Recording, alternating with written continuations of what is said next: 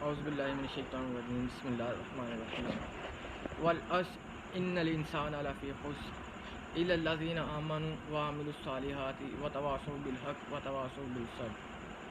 قسم ہے زمانے کی، تمام انسان خسارے میں ہیں سوائے ان کے جو نیک عمل کرتے ہیں اور حق کی وصیت کرتے ہیں اور صبر کی نصیحت کرتے ہیں۔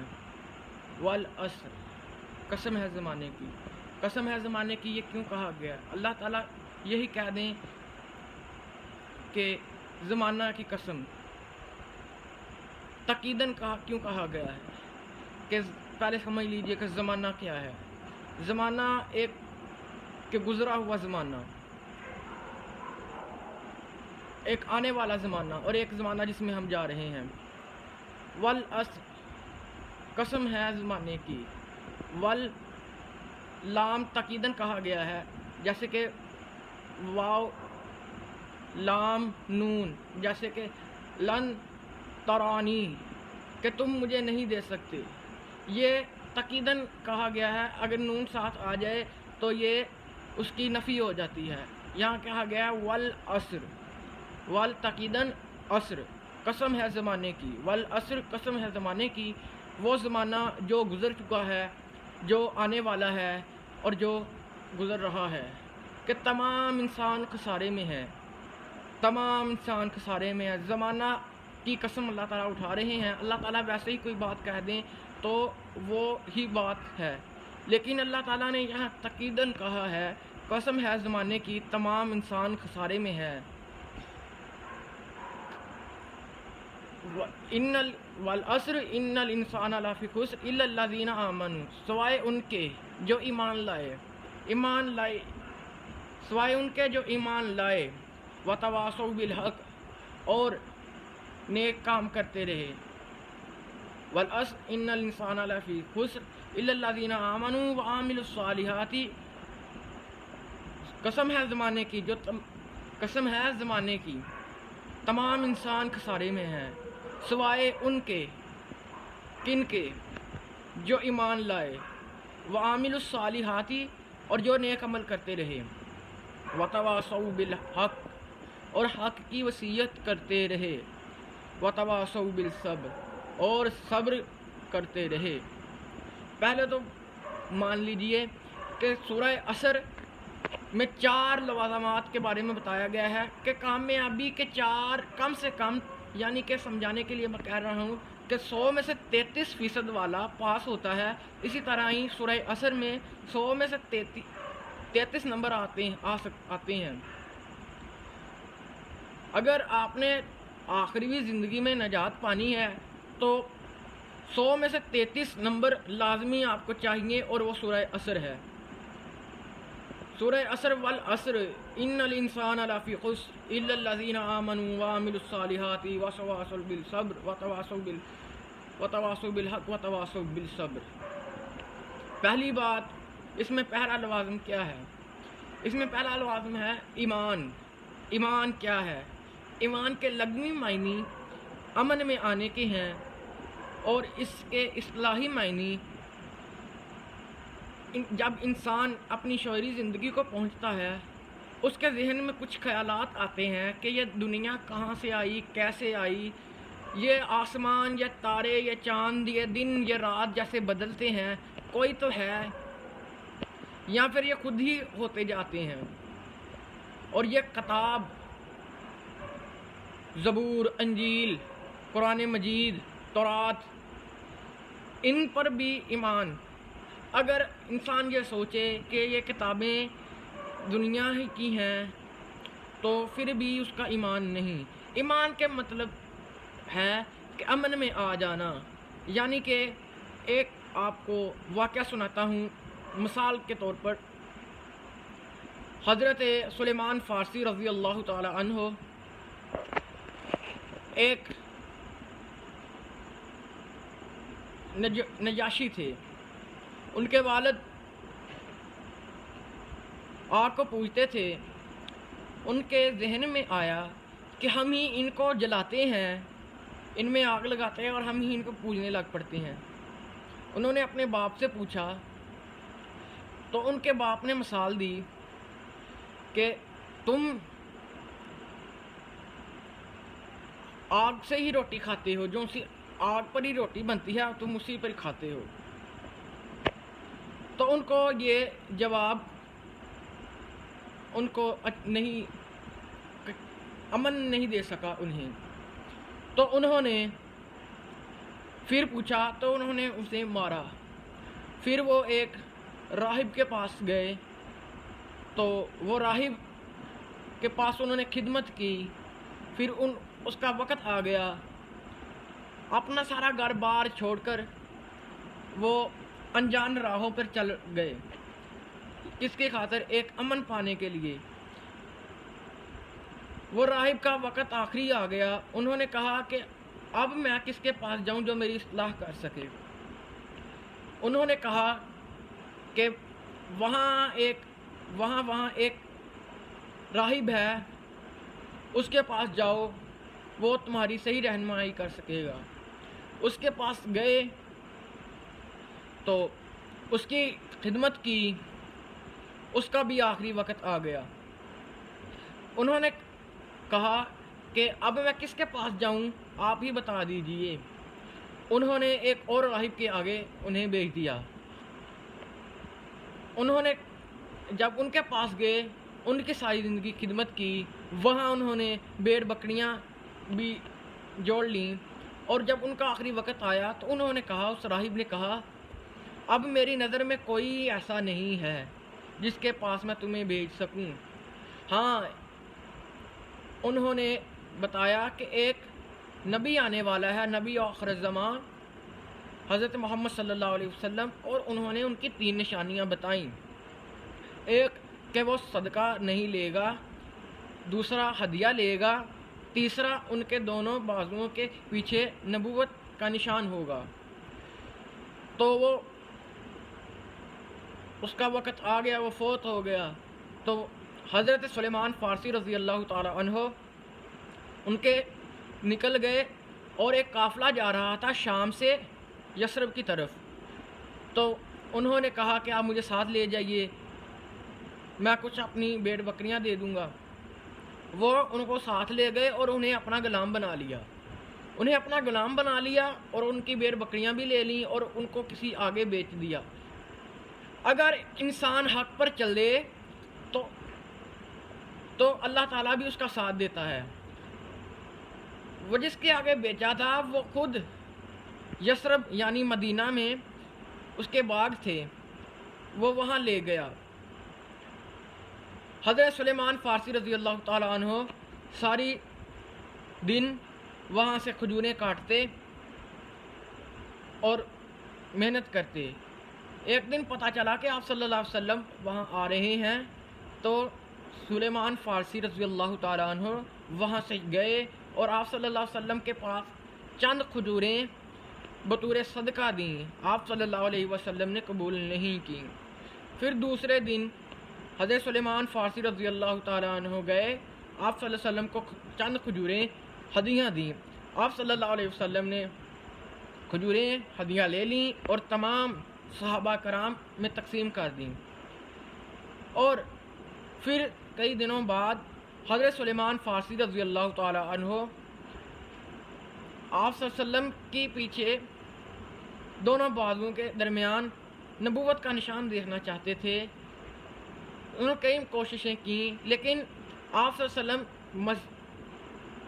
علیہ وسلم کہیں تھے، تو حضرت سلیمان فارسی بھی آ گئے، تو آپ صلی اللہ علیہ وسلم نے اپنی قمیض اتاری اور انہوں نے وہ نشان دیکھ لیا۔ پھر انہوں نے آپ صلی اللہ علیہ وسلم سے اسلام قبول کر لیا، اور ان کو وہ چین کتنی عمر میں جا کر ملا۔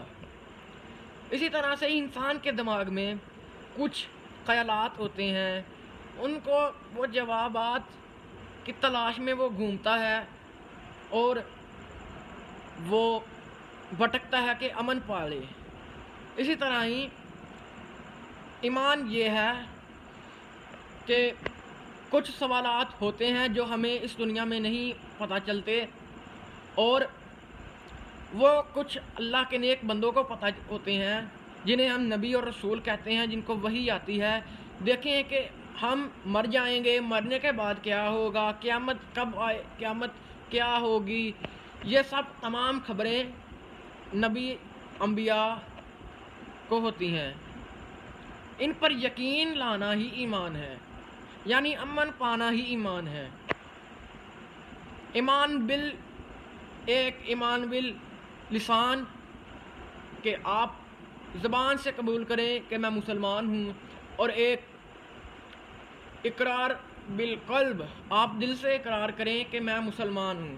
اس دنیا میں جو حال ہے اقرار باللسان کے لیے آپ نے مسلمان رہنا ہے قانونی طور پر تو اقرار باللسان جو دنیا میں چلے گا، لیکن آخرت میں اقرار بالقلب ہوگا کہ ہم مانتے ہیں اللہ کو، تمام نبیوں کو، تمام کتابوں کو، ملائکہ کو۔ ایمان باللہ، ایمان بالرسالت، آپ صلی اللہ علیہ وسلم پر ایمان، فرشتوں پر ایمان، کتابوں پر ایمان، اور اللہ پر ایمان، ایمان باللہ، یہ ہے ایمان۔ عمل صالحہ، نیک عمل۔ دیکھیے اگر ہم میں ایمان ہوگا تو اس کا کچھ ریاکشن بھی ہوگا، وہ کچھ نظر بھی آئے گا۔ ہم نیک عمل کریں گے، نماز پڑھیں گے، روزہ رکھیں گے، زکوٰۃ ادا کریں گے، حج کریں گے، اور ہم اقامت دین کی جدوجہد کے لیے اپنی جان مال خرچ کریں گے۔ ایمان باللہ، ایمان بالرسالت ایمان ہے۔ عمل صالحہ، شریعت کے تمام احکام کو ماننا اور قرآن کو ماننا اور قرآن کے مطابق زندگی بسر کرنا ہی عمل صالحہ ہے، نیک اعمال ہے۔ نیک اعمال کے بارے میں، اس کے بارے میں ہم پڑھیں گے جا کر سورہ عصر کمپلیٹ کر کے ہم پڑھیں گے آیت البر، جس میں سورہ العصر کے بارے میں پہلے ایمان کے بارے میں بتایا جائے گا کہ ایمان کے کیا اوصاف ہیں، پھر عمل صالحہ کے بارے میں کہ عمل صالحہ کے کیا اوصاف ہیں، کہ نیک اعمال کے کیا اوصاف ہیں، وہ کون لوگ ہیں، پھر وتواصوا بالحق، اور جو حق کی وصیت کرتے ہیں اس کے کیا اوصاف ہیں، اور وتواصوا بالصبر، اور جو صبر کی تلقین کرتے ہیں ان کے کیا اوصاف ہیں۔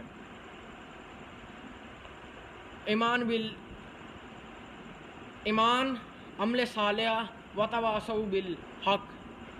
اگر انسان میں ایمان ہو تو وہ نیک عمل بھی کرے گا، عمل صالحہ بھی اس میں ہوگا، اور اگر اس میں عمل صالحہ ہوگا، نیک عمل کرے گا، تو وہ خود دوسروں کو تلقین بھی کرے گا کہ بھائی نماز پڑھو، روزہ رکھو، بدی سے بچو، اور وہ نہی عن منکر،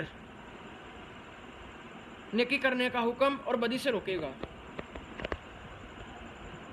نیکی کرنے کا حکم اور بدی سے روکے گا۔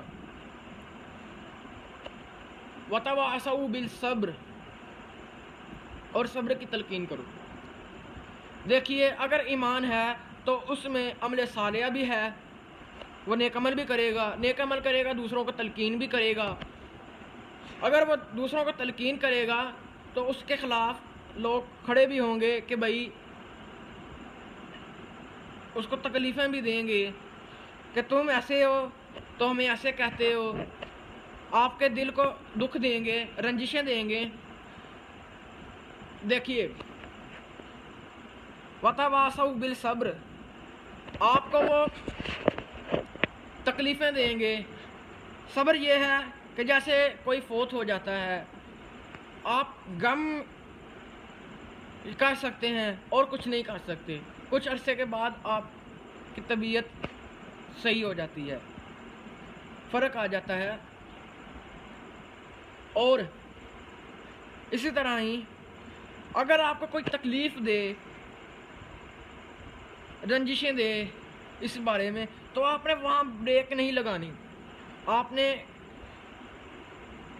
سینے پہ خنجر کھائے جانے ہیں اور یہ کام آگے بڑھائی جانا ہے۔ آپ نے رکنا نہیں ہے، آپ نے دوسروں کو تلقین کرنی ہے صبر کی، آپ نے صبر کرنا ہے اور دوسروں کو روکنا ہے نیکی سے اور بدی سے۔ آپ صلی اللہ علیہ وآلہ وسلم نے فرمایا خطبہ جدۃ الوداع میں کہ میرا پیغام جو یہاں پر ہیں اور جو یہاں پر نہیں ہیں پہنچا دیں سب کو۔ جو وہاں پر ہیں تھے انہوں نے آگے پہنچا دیا، اب وہ ہمارا فرض ہے، کیونکہ آپ صلی اللہ علیہ وسلم نے فرمایا جو یہاں پر نہیں ہیں وہ آگے پہنچا دیں۔ اب ہمارا فرض ہے کہ ہم نے پہنچانا ہے۔ آپ صلی اللہ علیہ وسلم کی حدیث ہے خیر امتا تم خیر امتا کہ تم بہترین امت ہو، ونہی عن منکر بالعمل بالمعروف کہ جو نیکی کرنے کا حکم دیتی ہے اور برائی سے روکتی ہے اور اللہ پر یقین رکھتی ہے۔ اسی طرح ہی ہم نے یہ 4 اللہ تعالیٰ نے بتائے ہیں، 4 کم سے کم آخروی زندگی میں پاس ہونے کے لیے، کہ آخری زندگی میں یہ 4 اوصاف ہونے چاہیے۔ دیکھا جائے والعصر قسم ہے زمانے کی، ان الانسان لفی خسر تمام انسان خسارے میں ہیں، الا الذین سوائے ان کے وتواصوا بالحق وتواصوا بالصبر الا الذین آمنوا وعملوا الصالحات جو ایمان لائے اللہ پر، وتواصوا بالصبر وتواصوا وعملوا الصالحات اور نیک عمل کرتے رہے، وتواصوا بالحق اور نیکی کی تلقین کرتے رہے، وتواصوا بالصبر اور صبر کرتے رہے۔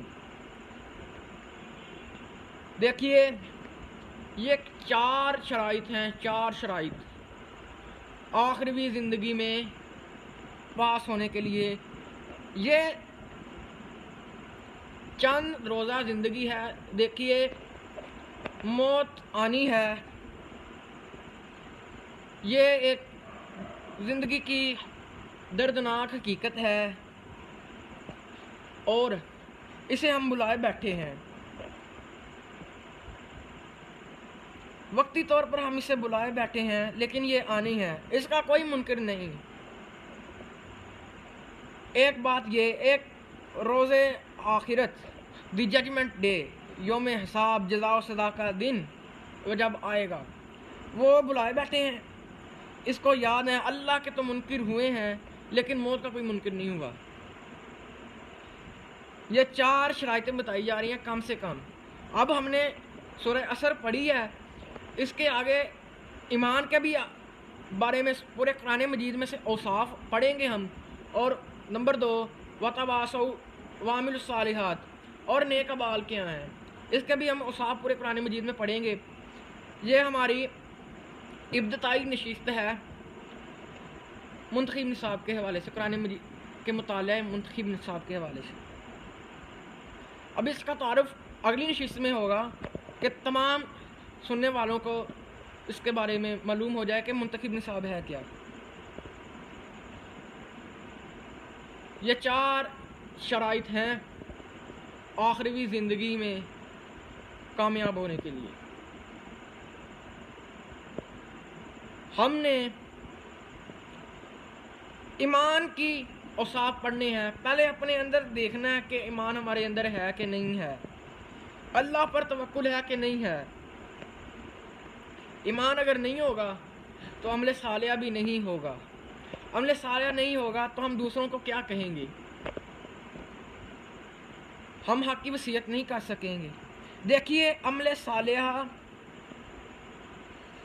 ایمان ہوگا تو عمل صالحہ ہوگا، اور متواصی بالحق، متواصی بالحق کیا ہے کہ دنیا کا سب سے بڑا سچ کیا ہے؟ دنیا کا سب سے بڑا سچ اللہ ہے۔ حق کی تلقین کرتے ہیں، کہ نماز پڑھنا سچ ہے، حق ہے، زکوٰۃ حق ہے، فرض ہے، روزے رکھنا فرض ہے، حق ہے، سچ ہے. یہ ہے وتواصوا بالحق. اب لوگوں کو ہم کہیں گے، میں پھر پہلے کہی جا رہا ہوں کہ اب ہم لوگوں کو کہیں گے کہ بھائی نماز پڑھو، روزہ رکھو، زکوٰۃ دو، نیکی کے کام کرو، بدی سے بچو، تو لوگ ہمیں ہمارے دشمن ہوں گے یا پھر ہمیں باتیں کریں گے. صبر یہ ہے کہ آپ نے جیسے فوتگی ہو جاتی ہے، میں پھر کہہ رہا ہوں کہ جیسے فوتگی ہو جاتی ہے، آپ اس وہاں پر صرف صبر ہی کر سکتے ہیں، آپ اپنی زندگی کا کام روک تو نہیں دیتے. جیسے ہم کہتے ہیں کہ بھائی پانی پلانا ثواب ہے، ایسے اللہ کا دین ہے، اس کو بڑھانا بھی ثواب ہے. آپ صلی اللہ علیہ وسلم نے فرمایا خیر امت، تم بہترین امت ہو جو نیکی کرنے کا حکم اور برائی سے روکتی ہے. وآخر دعوانا الحمدللہ رب العالمین.